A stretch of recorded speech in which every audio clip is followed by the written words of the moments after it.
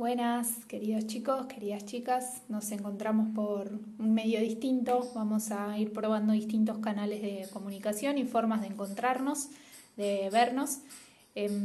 Así que bueno, en esta oportunidad lo hacemos por medio de videíto. ¿Cómo están ustedes? ¿Cómo sigue la cuarentena?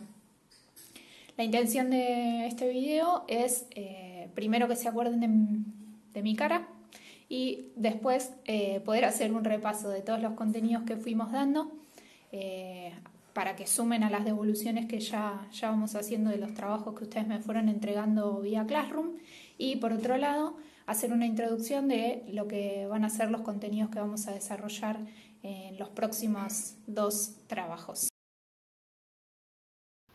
Bueno, en la primera clase repasamos algunos conceptos que ustedes mismos fueron completando sobre lo que creían que era economía, todos muy relacionados con lo que empezamos a conocer, ahí los vemos detrás de la presentación, pero nos quedamos con una definición que ya compartimos varias veces. Esta definición nos dice que economía es una ciencia social y que en el centro tiene a las personas, que están motivadas por necesidades y buscan el máximo bienestar a través de decisiones que claramente son decisiones económicas. ¿Por qué son importantes esas decisiones? ¿Para qué las estudiamos, no? Bueno, son importantes porque los bienes, como vemos ahí en la pantalla, son limitados. Hay una cierta cantidad de bienes. En cambio, las necesidades no. Las necesidades se van renovando. Y la intención del estudio de la economía es encontrar el nivel máximo de beneficio de todos los actores o todas las personas que intervienen. Después de eso hicimos, a través de algunos ejemplos o noticias, la distinción entre lo que considerábamos que era macroeconomía y microeconomía, siendo la primera referida a la economía en su conjunto, al país completo, y la segunda solo habla de un sector o de una industria, de una región, de un producto. Y por otro lado distinguimos lo que se entiende por economía normativa y economía positiva, siempre teniendo en cuenta que la norma, por eso economía normativa, es lo que debe ser, pero no deja de ser una opinión o un juicio de valor. En cambio, economía positiva nos brinda datos reales, concretos, que puede ser un precio, puede ser un monto, un porcentaje, depende de qué es lo que estemos evaluando. Y por último, vimos que si separamos los distintos roles que hay en la economía, podemos encontrar 3 agentes. Por un lado las empresas, por otro lado las familias y por último el Estado. Y estos se van vinculando a través de intercambios de dinero, pero también de bienes y servicios. Entonces tenemos 2 flujos distintos. En un sistema básico podríamos decir que el Estado podría no estar o podríamos prescindir de su presencia. Pero nuestro modelo económico actual es un agente clave para poder garantizar la provisión de todos los bienes y servicios y sobre todo para balancear el beneficio de los otros 2 agentes económicos, empresas y familias, y no que uno se interponga sobre el otro. Bueno, ¿qué vamos a hacer ahora? Vamos a arrancar a repasar los contenidos que vamos a desarrollar en la primera unidad, ver cómo surgieron, por qué vamos a estudiar esto, por qué sirven de base para que nosotros podamos analizar luego sobre estos fundamentos o sobre estos conceptos que fueron quedando a lo largo de la historia, todas las decisiones políticas o económicas que se van tomando en la actualidad y que nos permiten entender cómo se configuran los distintos sistemas económicos. Bien, ¿cuál fue el primero que abordamos ya con el trabajo anterior? Hablamos de feudalismo. ¿Y por qué de feudalismo como primer sistema económico? En realidad, en la historia surge como un sistema político y social, pero el centro de este sistema fue la propiedad de la tierra, quienes tenían la posesión de las grandes extensiones de tierra y cómo se hacía para trabajar esas tierras y que genere un beneficio económico. Entonces, por eso lo estudiamos como un primer sistema. En realidad lo que nosotros hacemos es entender por qué cayó como sistema para dar origen a la primer corriente de pensamiento que abordamos después. La diferencia entre este sistema y lo que nosotros arrancamos a estudiar y vamos a continuar estudiando, es que en realidad es un sistema que no estaba monetarizado, no había una moneda de por medio o algo que lo hiciese similar. Entonces por eso no se presenta como el primer sistema económico.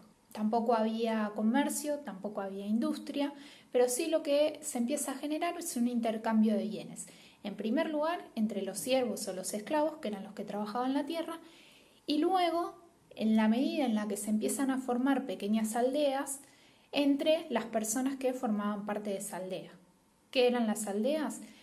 Pequeños aglomerados de gente que intercambiaban productos que cosechaban o que tenían y otros que necesitaban pero que no los producían.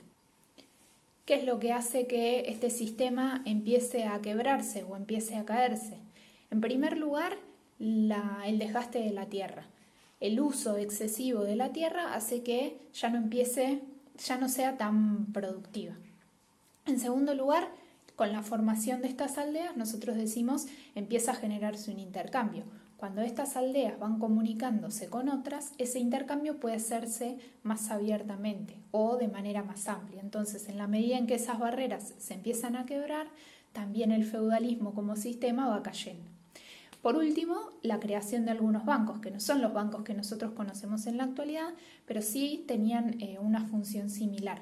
Entonces eso también hace que el feudalismo como sistema, en donde el señor feudal, que era el que tenía la tierra, o los terratenientes concentren todo el poder, también empieza a caer, porque el banco empieza a tomar un papel fundamental.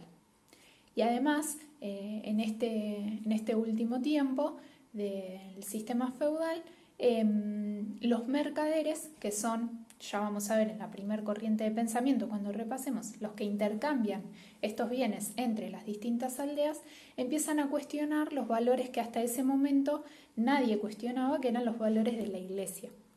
Como por ejemplo, cuánto hay que pagarle al siervo o al esclavo que trabaja la tierra, porque yo, si soy mercader y mi tarea es fundamental para el intercambio, no puedo querer maximizar mi beneficio, etc. Entonces, estas cuestiones empiezan a poner en duda los valores que hasta ese momento se daban por sentados. Muy bien, ahí tenemos un resumen de las corrientes del pensamiento económico que vamos a ver a lo largo de esta unidad. Ya arrancamos con mercantilismo y fisiocracia, luego vamos a hacer hoy en este video una introducción para después poder leer algo de la escuela clásica y más adelante vamos a ver marxismo, escuela neoclásica y la corriente de Keynes, el keynesianismo. Volviendo a lo que decíamos antes, tenemos ahí una comparación entre mercantilismo y fisiocracia que nos sirve de resumen. Con el descubrimiento de América, además de ampliar estas zonas de comercio, en donde se empieza a intercambiar en zonas mucho más amplias, no solo ya las aldeas, aparecen otro tipo de productos, entre ellos metales como el oro y la plata, que empiezan a ser medios de cambio. En este sistema económico, el Estado desea intervenir en la economía justamente para acumular estos metales, el oro y la plata, que eran los generadores de riqueza. Ahora, si hacemos la comparación con fisiocracia, hablamos de una misma época temporal, pero que sostiene el papel preponderante de la naturaleza, como era durante la época feudal, con el fin de conservar la sociedad en la que los propietarios rurales gozaban de superioridad y algunos privilegios. El enunciado principal era dejar hacer, dejar pasar, con lo cual sostenían que nadie debía intervenir en el intercambio de bienes para que la competencia entre los distintos actores ajuste solo el mercado.